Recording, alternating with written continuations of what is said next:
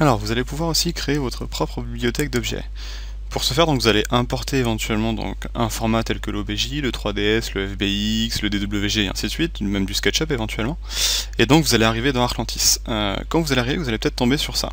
Alors, il y a quelques petites choses à faire et à connaître avant de commencer à travailler sur l'objet en lui-même. Il va falloir déjà éventuellement activer un héliodon. Donc on va aller activer un héliodon.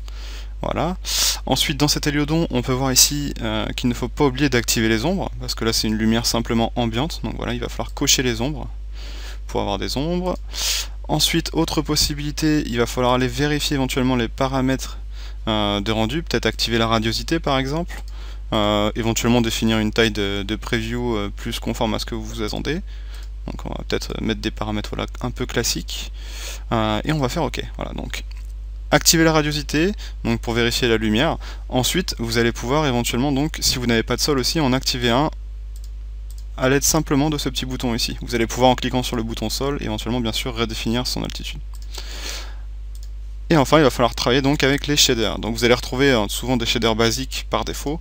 Il va falloir tout simplement aller chercher dans le catalogue standard. Donc par exemple pour la carrosserie on va prendre le Fresnel diffuse ici. Si jamais vous voulez le paramétrer, vous allez tout simplement changer éventuellement la couleur. On va mettre peut-être rouge. Voilà, pas mal. Ensuite sur les archives on va mettre de la peinture mais noire. Voilà. Qu'est-ce qu'on va retrouver encore? On va retrouver tiens, éventuellement de la fibre de carbone. Donc vous voyez que ça va assez vite quand même. On va pouvoir paramétrer comme ça très simplement en fait toute une partie de la géométrie. Pour le pneu éventuellement bien entendu vous pouvez retravailler sur les shaders basiques. Vous pouvez très bien dire pour les pneus je vais prendre voilà, une couleur ici directement avec un petit peu de réflexion, tac, qu'on va mettre très diffuse, donc à 10 par exemple, histoire d'avoir une petite réflexion, d'avoir quelque chose de pas trop plat. Ensuite on va pouvoir prendre éventuellement des métaux, donc clic droit vous allez avoir une catégorie métal. On va aller chercher par exemple aluminium pour les jantes. Voilà, donc vous voyez que ça va assez vite. Vous allez pouvoir rajouter bien entendu les vitrages aussi, donc vers vitrage Fresnel, hop, voilà.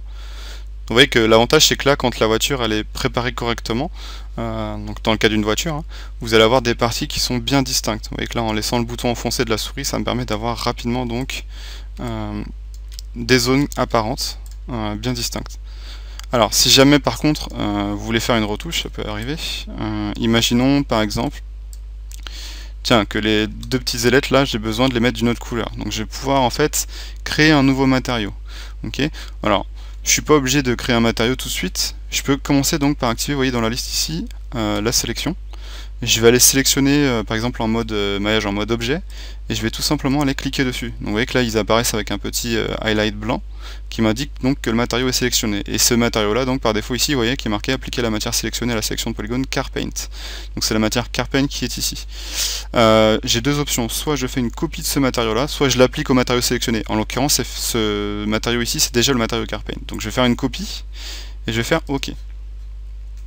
Donc là il me dit qu'attention l'action n'est pas réversible, il faudra recommencer une sélection si vous voulez donc réunifier ces deux matériaux. Donc là voilà, j'ai deux matériaux qui sont bien distincts. Si on clique, vous voyez que là j'ai bien maintenant les deux petites ailettes qui sont à part, et ça me permet de par exemple changer la couleur des ailettes si j'ai besoin. Voilà.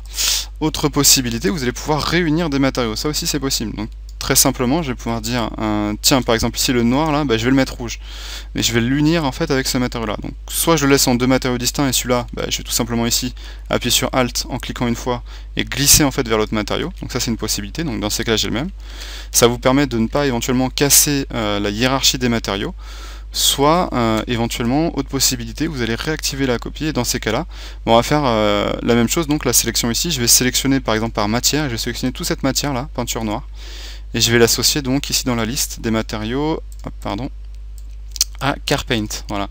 Et dans ces cas là si je dis appliquer le matériau sélectionné, on va voir que tout ça va ne devenir qu'un seul et même matériau. Voilà. Donc là vous voyez que maintenant quand je clique, j'ai un matériau unique qui est sélectionné. Donc voilà comment vous allez pouvoir travailler sur les objets au niveau des matériaux et des lumières quand vous allez les importer. Ensuite ce qui va être important c'est de créer donc l'objet. Ici, alors je vais mettre peut-être sur le sol, voilà, du bitume.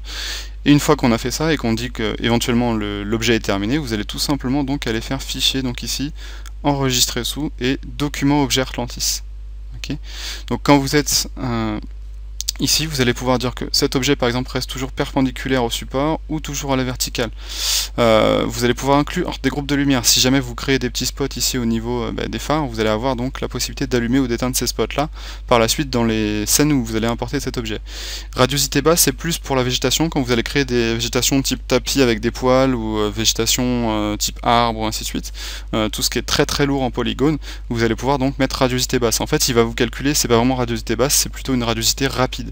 Il va vous permettre d'aller beaucoup plus vite que la radiosité normale. Ça veut dire que même si votre scène est paramétrée en radiosité élevée, vous allez calculer en fait votre objet en radiosité spéciale. Okay. Ensuite, donc juste pour le positionnement ici de l'objet, donc toujours la verticale ou perpendiculaire au support, tout ça se règle ici dans les informations de la scène. Donc vous voyez que juste en dessous de l'objet ici, j'ai un petit bouton I. Donc vous avez le nombre de triangles de l'objet, voilà, les propriétés, le nombre de calques, ainsi de suite. Et dans la partie scène, vous allez pouvoir donc définir la taille de votre objet et éventuellement donc sélectionner l'origine. Voilà. Donc là ici par exemple pour une voiture, on ferait centré X, Y et bas. Donc ça me permet d'avoir l'objet qui est centré donc ici en dessous de la voiture. D'ailleurs on le voit ici, vous allez pouvoir visualiser le point d'accroche de cet objet là. Et c'est à partir de ce point d'accroche là qu'on va positionner l'objet par la suite dans les scènes. Voilà comment créer des objets dans Artlantis.